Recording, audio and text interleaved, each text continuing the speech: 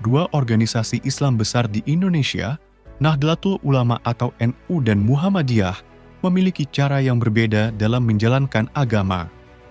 NU lebih menjaga tradisi-tradisi lama yang diturunkan oleh orang tua terdahulu. Mereka fokus pada ritual-ritual yang sudah lama ada dan dianggap penting dalam tradisi Islam. Sementara Muhammadiyah lebih memilih pendekatan yang modern dan ingin menyederhanakan praktik agama.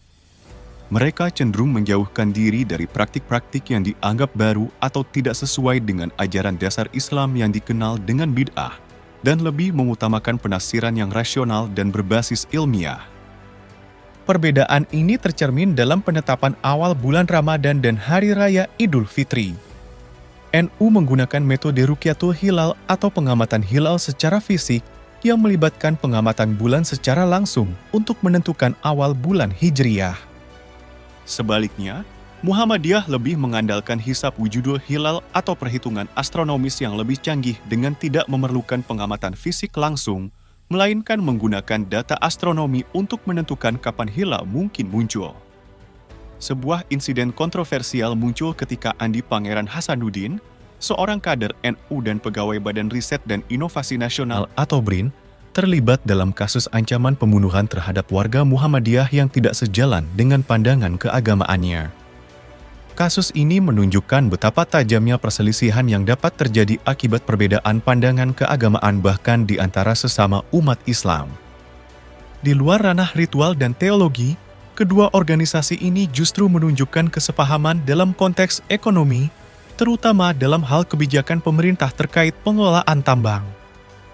Presiden Joko Widodo menerbitkan Peraturan Pemerintah Nomor 25 Tahun 2024 yang memberikan izin kepada organisasi masyarakat atau ormas keagamaan untuk mengelola tambang, termasuk mineral dan batu bara.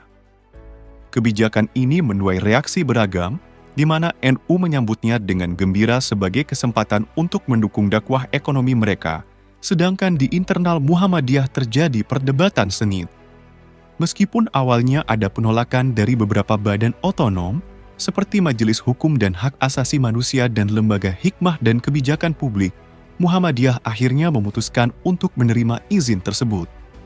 Keputusan ini diambil setelah melalui berbagai diskusi internal, dengan alasan bahwa pengelolaan tambang dapat menjadi bagian dari dakwah ekonomi yang diamanatkan dalam Muktamar Muhammadiyah ke-47 di Makassar. Namun mereka berkomitmen untuk melibatkan profesional dari kalangan Muhammadiyah dan menerapkan teknologi ramah lingkungan untuk meminimalkan kerusakan alam. Keputusan NU dan Muhammadiyah untuk mengelola tambang telah menimbulkan berbagai kritik yang mempertanyakan konsistensi mereka dengan ajaran agama Islam, komitmen mereka terhadap pelestarian lingkungan, dan dedikasi mereka untuk melindungi kepentingan masyarakat luas. Mengingat sejarah panjang kedua organisasi sebagai pilar moral dan sosial di Indonesia, langkah ini dilihat oleh banyak pihak sebagai pengkhianatan terhadap prinsip-prinsip yang seharusnya mereka junjung tinggi. Keputusan untuk terlibat dalam industri tambang dianggap bertentangan dengan prinsip-prinsip Islam tentang pelestarian lingkungan. Islam menekankan pentingnya menjaga alam sebagai amanah dari Tuhan, dan aktivitas tambang dikenal memiliki risiko besar terhadap kerusakan lingkungan.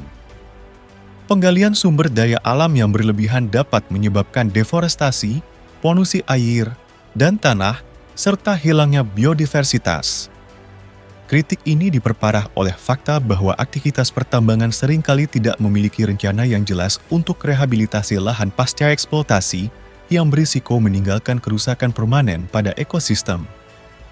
Keterlibatan dalam tambang juga menimbulkan kekhawatiran akan potensi konflik sosial dengan komunitas lokal. Sejarah industri tambang di Indonesia menunjukkan bahwa proyek-proyek besar seringkali menyebabkan pemindahan paksa masyarakat, perusakan tanah adat, dan penghilangan akses terhadap sumber daya alam yang menjadi mata pencaharian masyarakat lokal. NU dan Muhammadiyah, sebagai ormas yang mengklaim berpihak pada rakyat kecil, dinilai telah mengabaikan dampak sosial ini dalam keputusan mereka. Kegiatan ekonomi dalam Islam seharusnya diarahkan untuk kemaslahatan umum dan tidak boleh mengandung unsur-unsur yang merugikan atau merusak.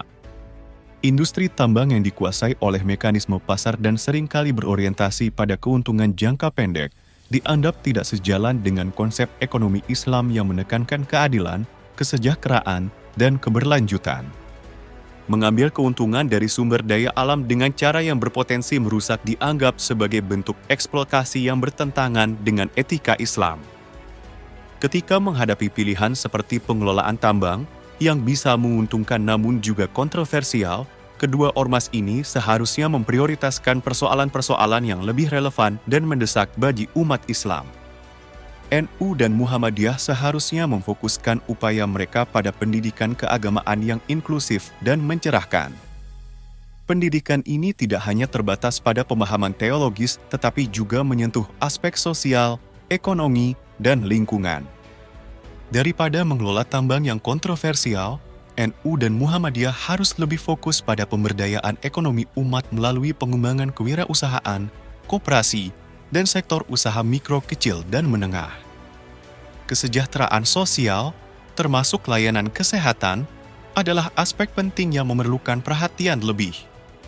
NU dan Muhammadiyah memiliki sejarah panjang dalam menyediakan layanan kesehatan dan kesejahteraan sosial yang seharusnya diperluas dan diperkuat. Satu hal yang lebih utama adalah memperkuat harmoni antar umat beragama dan internal umat Islam sendiri merupakan tanggung jawab yang krusial bagi NU dan Muhammadiyah. Dengan mengutamakan persoalan-persoalan ini, NU dan Muhammadiyah dapat memainkan peran yang lebih signifikan dan relevan dalam memajukan kepentingan umat Islam dan masyarakat Indonesia secara keseluruhan.